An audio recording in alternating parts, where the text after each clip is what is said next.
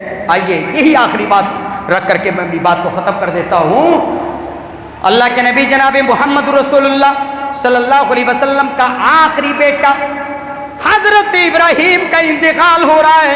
اللہ کے نبی جناب محمد رسول اللہ کے ہاتھوں میں حضرت ابراہیم موجود ہیں۔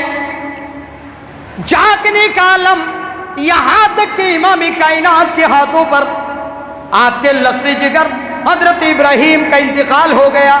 صحابہ کرام نے نوٹ کیا اللہ کے نبی کی آنکھوں میں آنسو آ رہے ہیں، آپ کی آنکھوں سے آنسو نکل کر کے نیچے جا رہے ہیں۔ صحابہ کرام نے سوال کر دیا اے اللہ کے نبی جناب محمد رسول اللہ صلی اللہ علیہ وسلم، آپ تو کہتے ہیں اپنے عزیز کی موت پر، اپنے قریبی کی موت پر، اپنے والد کی یا اپنے بیٹے کی موت پر رونا یہ جائز نہیں ہے، یہ غلط بات ہے، غم منانا یا نور ماتم کرنا اے اللہ کے نبی آپ نے تو اس چیز سے منع کر دیا ہے، لیکن ہم دیکھ رہے ہیں کہ آپ کا بیٹا آپ کے ہاتھوں میں ہے، آپ کا لگتے جگر آپ کے ہاتھوں میں ہے، اے اللہ کے نبی آپ کی آنکھوں سے آنسو کیوں نکل رہے ہیں؟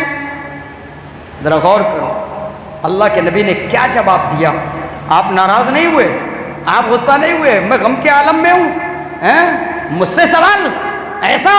اللہ کے نبی ناراض نہیں ہوئے بلکہ کیا فرمایا ان العین تدمع والقلب یحزن، اے میرے صحابہ میری آنکھ سے آنسو نکل رہے ہیں، اس میں کوئی بھی شک نہیں ہے، میرا دل غمزدہ ہے، میرے دل کے اندر غم بھرا ہوا ہے، میرا بیٹا میرے ہاتھوں کے اندر ہے جس کا انتقال ہو رہا ہے، میرا غم میرے دل کے اندر رکھا ہوا ہے، میری آنکھوں سے آنسو نکل رہے ہیں، لیکن اللہ کے نبی نے فرمایا اے میرے صحابہ ولا نقول الا ما يرضى ربنا، لیکن اس حالت میں بھی میں اپنی زبان سے صرف اتنی بات نکال سکتا ہوں جتنی سے اللہ راضی ہو جائے، اس کے علاوہ کوئی کلمہ میں اپنی زبان سے نہیں نکال سکتا، اور وہ کلمہ کیا ہے؟ انا للہ و انا الیہ راجعون۔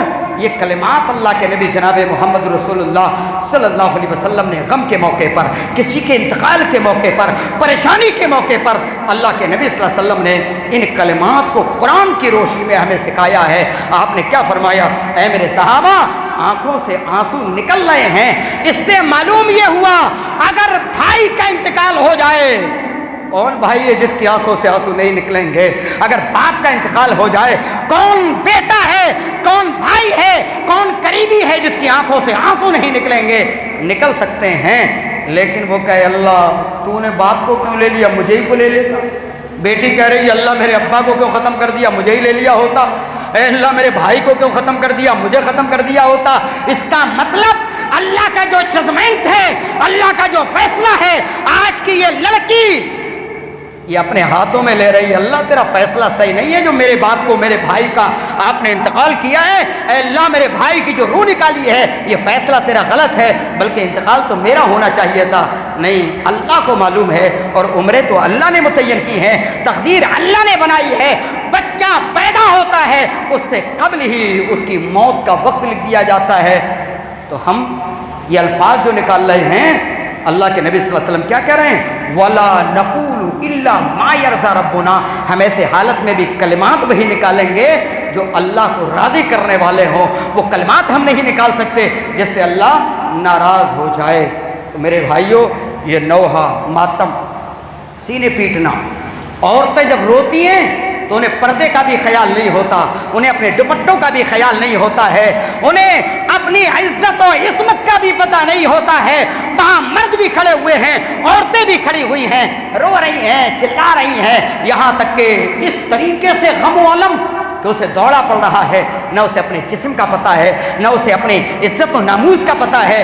یہ اس طریقے کے نوحہ اور ماتم یہ تمام جاہلیت کے کاموں میں سے ہیں، اور یہ قرآن و سنت کے بالکل برخلاف ہیں۔ لہٰذا چاہے وہ مرد ہو چاہے وہ عورتیں ہوں، ان چیزوں کے وقت میں دھیان رکھا کریں اور کنٹرول کیا کریں، صبر کیا کریں۔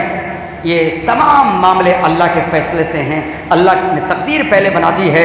اللہ رب العالمین سے دعا ہے بارہلا ہمیں جاہلیت کے کاموں سے ہماری حفاظت فرما۔ اے اللہ نبی اکرم جناب محمد رسول اللہ صلی اللہ علیہ وسلم کی سیرت کو تمام خوشی کے کاموں میں، تمام غمی کے کاموں میں سامنے رکھنے کی توفیق عطا فرما۔ اے اللہ جاہلیت کے امور سے ہماری حفاظت فرما۔